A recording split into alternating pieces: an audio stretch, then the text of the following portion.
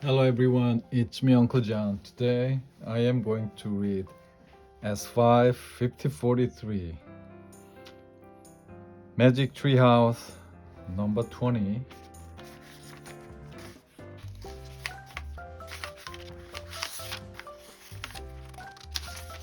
Number 27 Thanksgiving on Thursday. Chapter 6 to chapter 10.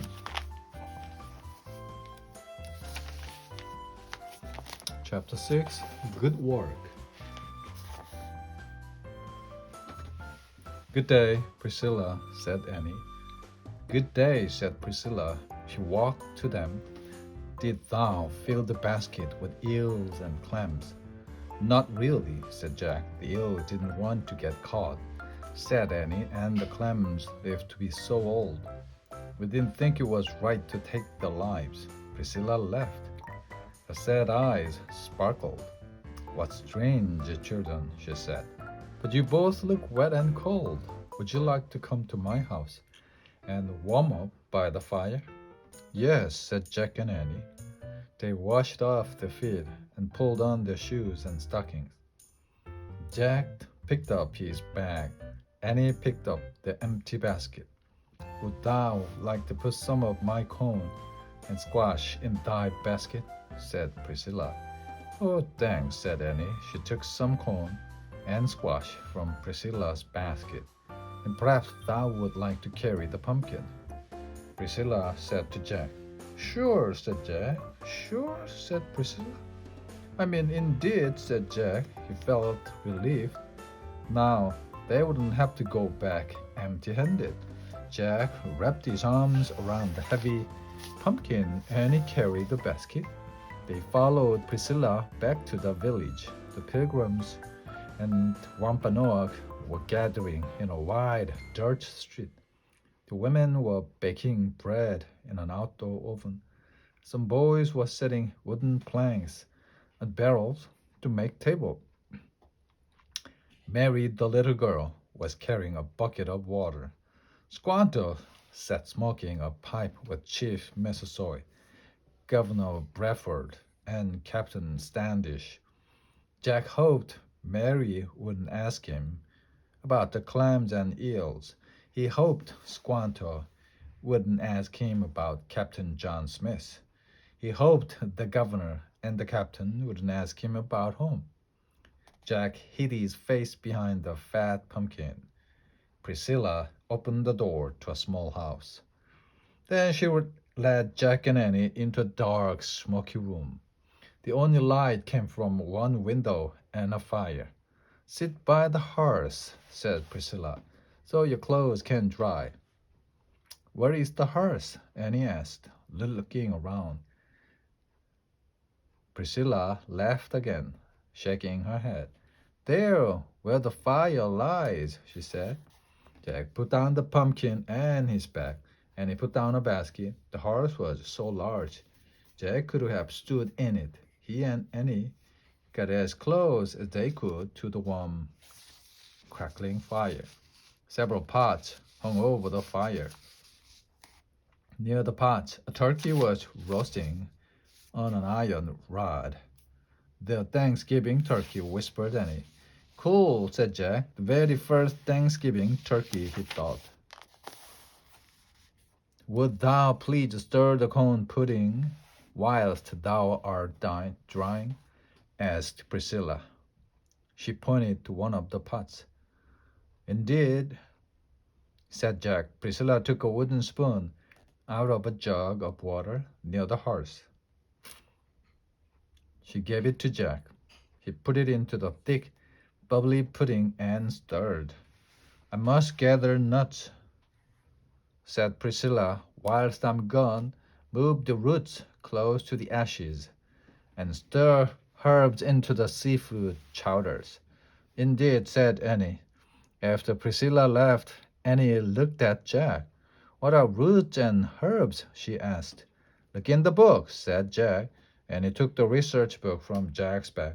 She looked up roots and read aloud. The pilgrims called certain vegetables roots. these vegetables, such as carrots and turnips, grow under the ground. Ah, said Jack. He picked up some carrots and turnips near the hearth and moved them close to the hot ashes. Next, Annie looked up herbs. She read aloud. The pilgrims called the leafy vegetables that grow above the ground herbs. They made salads with herbs. They used dried herbs to flavor soups and seafood chowders. Jack saw some dried plants hanging from the rafters. Those must be the herbs, he said. And he broke off a leaf and snipped it. That smells good, she said. She leaned close to one of the pots, and that must be the seafood chowder. It smells like the ocean. She crumbled the leaf into the chowder. She took another spoon from the jug of water. She and Jack both stirred pots. Good work, Priscilla said, as she stepped back into the room. Jack smiled. The fire had made him hot and sweaty. The smoke burned his eyes, but he didn't mind. Finally, he felt useful. Priscilla put some walnuts close to the fire. Squanto taught us which nuts are good to eat, she said. Squanto taught thee a lot, said Annie. He saved our lives. Priscilla said quietly, last winter we were cold and hungry. Half our people died. Annie gasped. How? She said.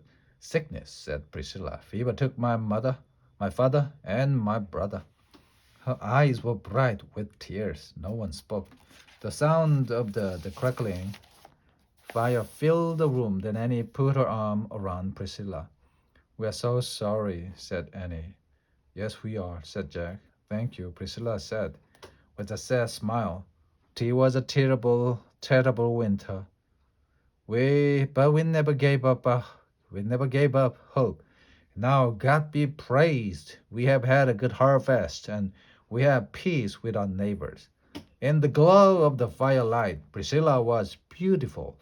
Jack thought, not only was she kind, but she was incredibly brave as well. Come, she said.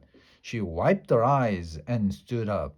Something special is about to take place. The would thou like to watch? Sure, indeed, said Annie. She and Jack jumped up and followed Priscilla outside. Chapter 7, Arm Exercises. Priscilla led Jack and Annie away from the village toward a large field. The pilgrims and Wampanoag men had already gathered there. Jack could hear the beat of a drum, but he couldn't see what was going on. Make haste,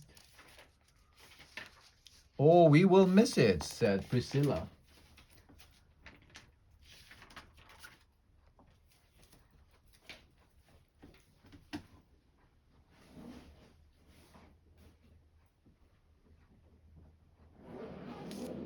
Captain Standish is about to lead the men and boys, said Priscilla.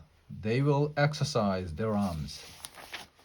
Why do they exercise their arms? Jack wondered. Will they expect me to join in? As he hurried after Priscilla toward the crowd, Jack practiced.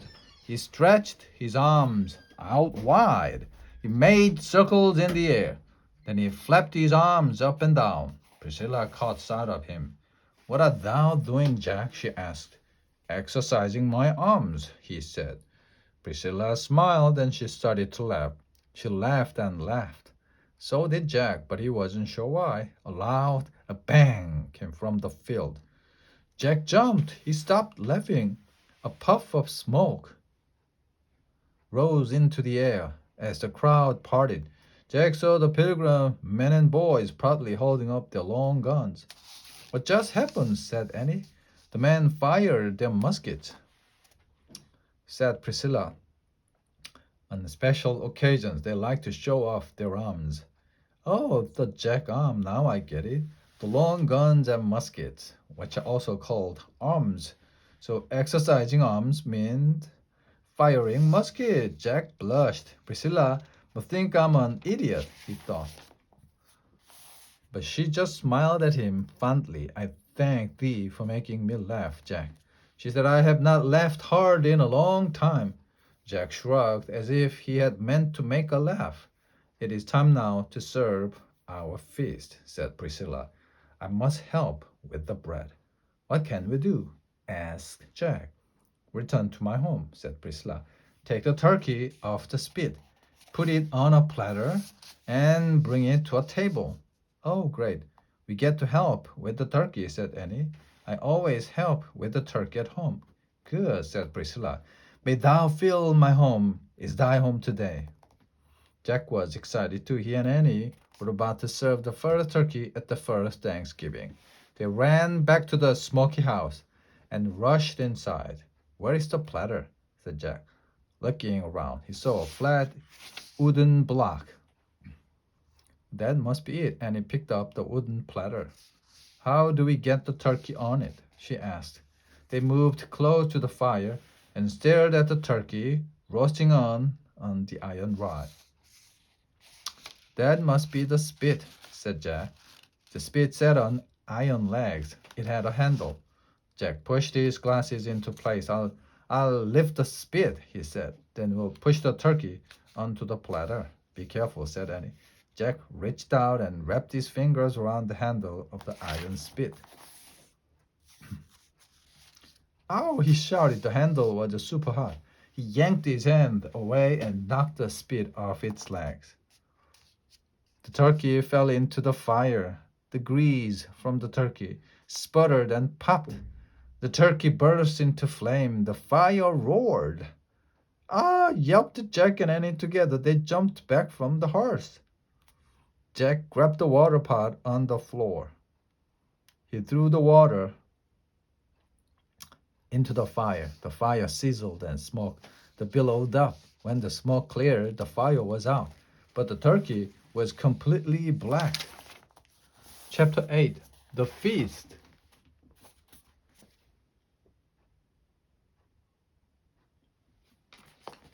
Jack buried his face in his hands. I don't believe it, he said. I just burned up the pilgrim's turkey. Stay calm, said Annie. I'll get Priscilla. No, don't tell Priscilla, moaned Jack. We have to tell Priscilla, said Annie. She hurried out of the house. Jack lifted his head and stared at the burned turkey. Oh man, he whispered unhappily. The pilgrims had worked so hard to get the food. They had had such a terrible winter, especially Priscilla. Now he had ruined the first Thanksgiving. The door opened and he pulled Priscilla over to the hearth. See, said Annie, the turkey fell into the fire. It burned up. I did it, Jack confessed. Priscilla just stared at the burned turkey in the wet, messy hearth. Then she looked at Jack. He looked away from her. Oh, Jack, Priscilla said softly. Thou look sad, he nodded. I ruined everything, he mumbled. No, thou did not, said Priscilla. She reached out her hand. Come. Priscilla led Jack and Annie out into the bright autumn light. Look, she said. Jack saw a pilgrim woman and kids walking to the table. They all carried wooden platters piled with food. In the other houses there was cooking also, said Priscilla. Jack saw roasted ducks, turkeys, and deer meat. He saw baked fish, lobsters, eels, clams, and oysters. He saw pumpkins, beans, and corn, dried plums, berries, and roasted nuts, steamy pots of soups and puddings, and loaves of baked bread. We had a very good harvest this fall. We stored many vegetables. We salted our fish and cured our meat. And today our Wampanoag neighbors brought back 5 deer from the forest for our feast. Jack was relieved to see all the food. Priscilla knelt down and looked him in the eye. See, thou did not ruin anything, Jack. She said, thou and Annie have helped me a lot this day. You have both made me laugh, and you have both acted with kind hearts. Jack was amazed. He thought he had been no help at all. Come, said Priscilla, let us join the others. Art thou hungry? Jack nodded. Seeing all the platters of food had made him really hungry. He and Annie followed Priscilla. In the golden glow of autumn light,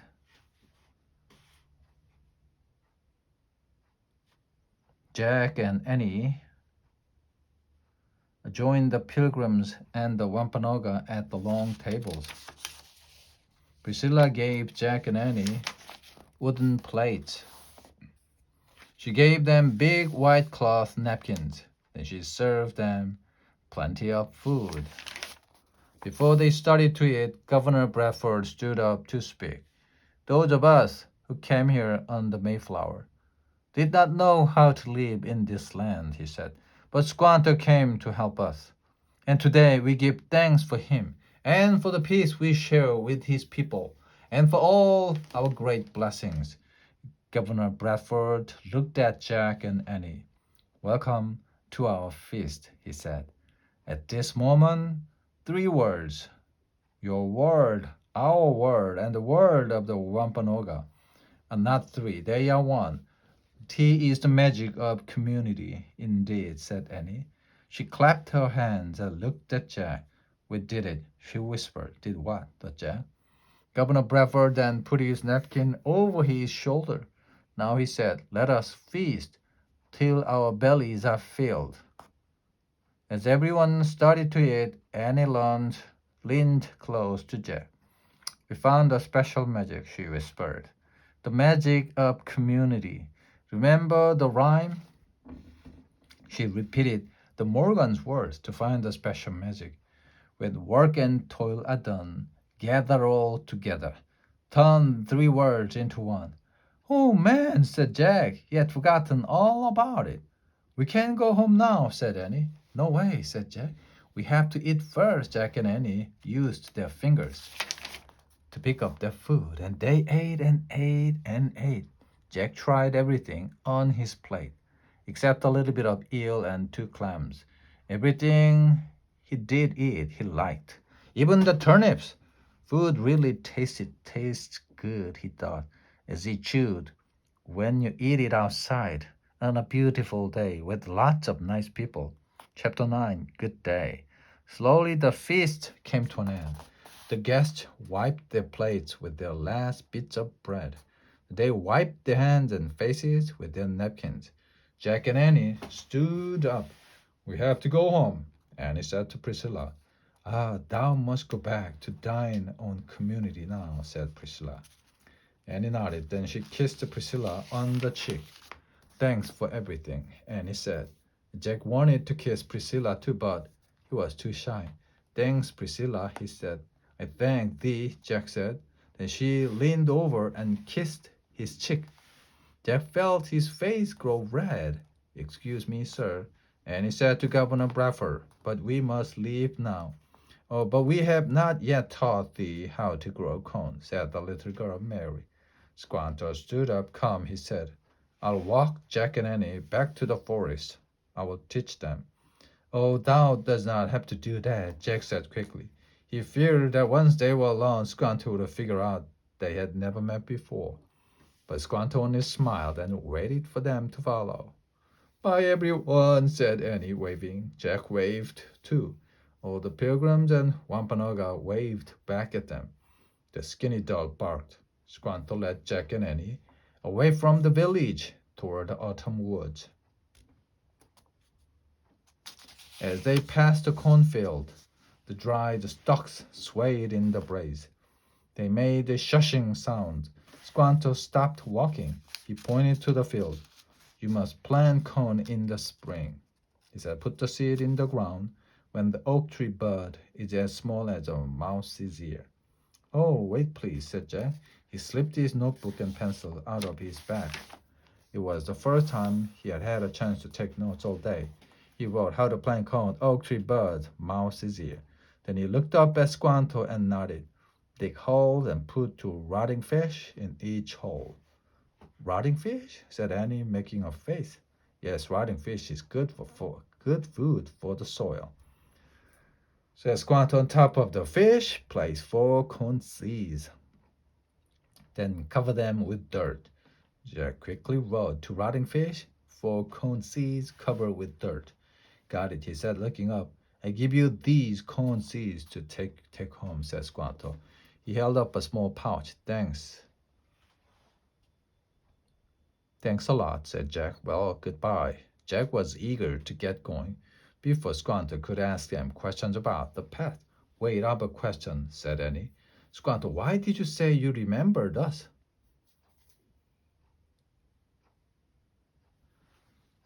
Squanto's dark eyes twinkled. I did not say I remembered you, he said. I only said I remember. What did you remember? Asked Annie. I remembered what it was like to be from a different world, said Squanto. Long ago, I lived with my people on this shore, but one day men came in ships. They took me to Europe as a slave. In that new land, I was a stranger.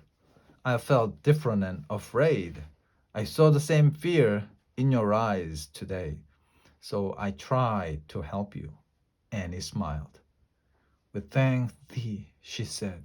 Now you must always be kind to those who feel different and afraid, said Squanto. Remember what you felt today. Indeed, said Jack. Before closing his notebook, he added, one last thing, be kind to those who feel different and afraid. Squanto bowed. Good day, Jack and Annie, he said. Good day, they said. Squanto turned and headed back to the village. The sun was setting. All of Plymouth was lit with a fiery light. It really was a good day, said Annie. Yeah, it was, said Jack. Annie sighed. Ready to go home? She asked. Indeed. They started running through the woods. The feet crunched through the red and yellow leaves. They scrambled up the rope ladder into the treehouse. From the distance came the sounds of the pilgrims, singing a hymn and the Wampanoag beating their drums. And he picked up the Pennsylvania book. She pointed at a picture of the Frog Creek woods. I wish we could go home, she said. Goodbye, Priscilla. Jack called. Goodbye, Squanto, said Annie. Goodbye, everyone. The wind started to blow. Wind blew harder. The treehouse started to spin. It spun faster and faster. Then everything was still. Absolutely still. Chapter 10. Thankful. Jack opened his eyes. He sighed. They were wearing their own clothes again. His leather bag was a backpack. Sunlight slanted through the treehouse window. As always, no time at all had passed in Frog Creek. Home, said Annie. She held up the pouch of corn seeds. Proof, Morgan. We found the special magic. The magic of community, said Jack. Annie placed the pouch on the floor, next to the scrolls from Shakespeare and the twig from the gorillas of the cloud forest. Let's go, she said. Jack took the research book out of his pack. He left it under the window. Then they climbed down the rope ladder. As they started through the woods, a warm wind blew, rattling the leaves. Jack felt happy. He was looking forward to visiting their grandma today, seeing their cousins and aunts and uncles. You know, Pilgrim kids had a really hard life, said Annie. Yeah, they did as much work as the grown-ups, said Jack. Maybe more. Worst of all, lots of their friends and family members died. Yeah, said Jack. Both were silent for a moment. If they could be so thankful, said Annie.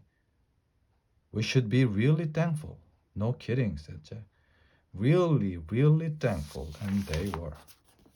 The end.